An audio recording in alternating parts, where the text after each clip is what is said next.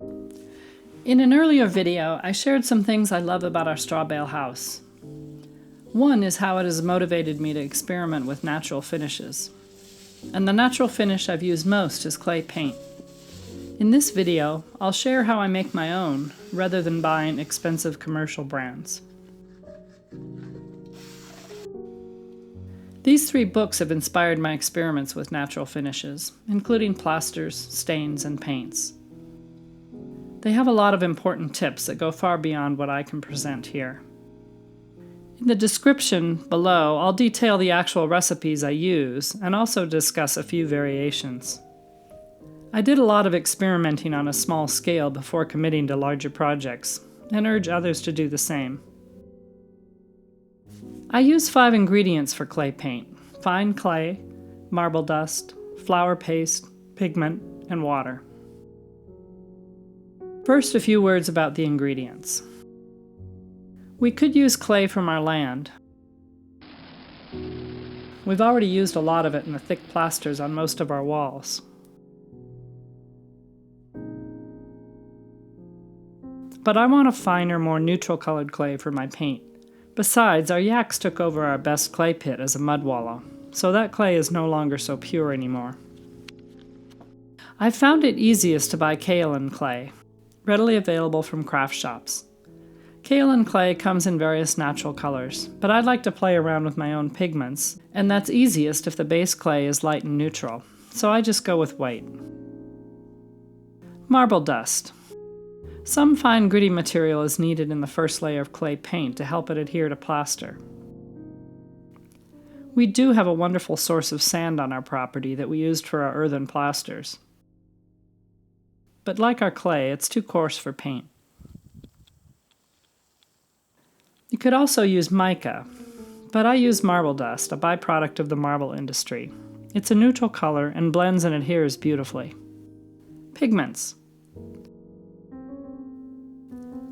Since we've had a lot of painting to do over the years, I ordered sample sizes of various pigment powders to experiment with. I really enjoyed testing out colors and color combinations. I recommend sticking to a simple mix. Or if you're going to go with complicated, meticulously document proportions used so you can replicate it. And you will eventually need to replicate it for repairs or to paint over any stains, so plan carefully. Pigment should be no more than 20% of the total volume of the paint.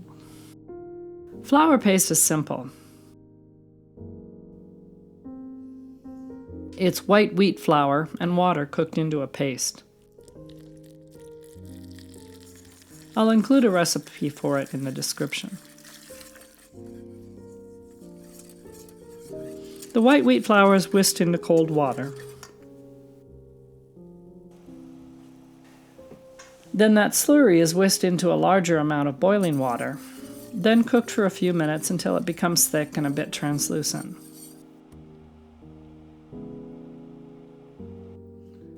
After it cools, you can see how it becomes even thicker.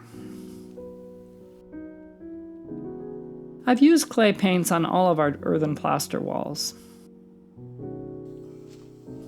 This is the first time I'm using it on drywall plastered in gypsum.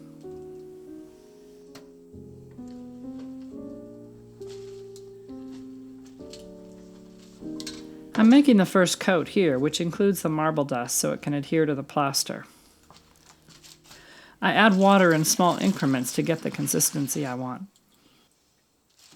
I do a bit of mixing in between adding the various ingredients to try to keep the paint smooth. I use a paddle mixer on a drill for the first round of mixing. There are no volatile organic compounds in this homemade clay paint. The clay gives it a pleasant earthy smell when wet. And when dry, it's odorless.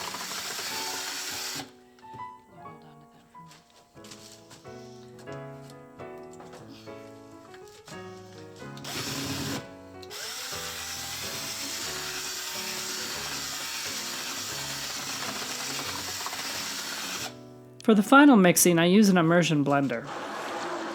I don't use this particular blender in the kitchen, only for paint mixing. It really helps to get any small lumps out of the mix, and is well worth the investment.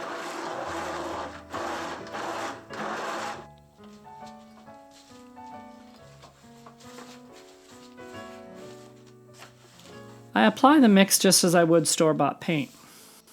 It works with rollers and also with brushes.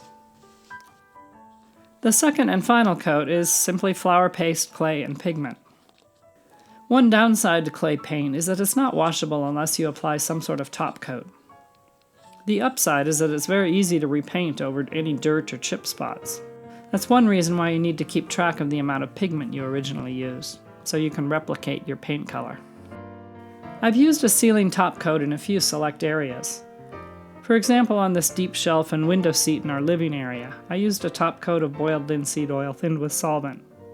It's held up really well for years and is easily wiped clean.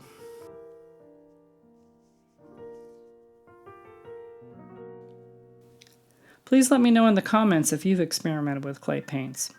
I'd love to hear about different experiences.